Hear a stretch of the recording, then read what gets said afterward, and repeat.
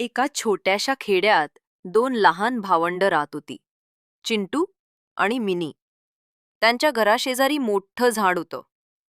चिंटू रोज म्हणायचा, मिनी, या झाडावर काहीतरी जादू आहे.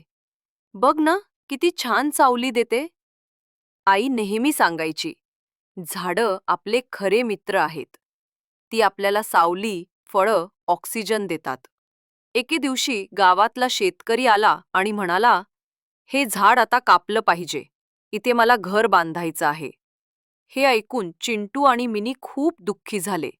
ते लगेच त्यांच्या आजोबांकडे धावले आणि सगळं सांगितलं.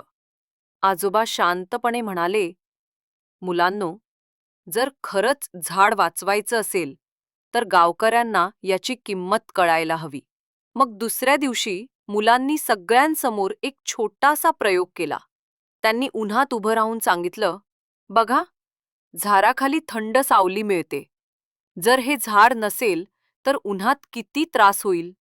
आईने सगळ्यांना झाडाची फळं दाखवली. आजोबांनी सांगितलं, हे झाड आपल्या गावाचं रक्षण करणारं आहे. याला तोडण्यापेक्षा आपण अजून झाडं लावली पाहिजेत. गावकरी समजले. शेतकरीही पटला. तो म्हणाला, ठीक आहे, मी घर दुसरीकडे बांधीन. हे झाड कायम राहू द्या.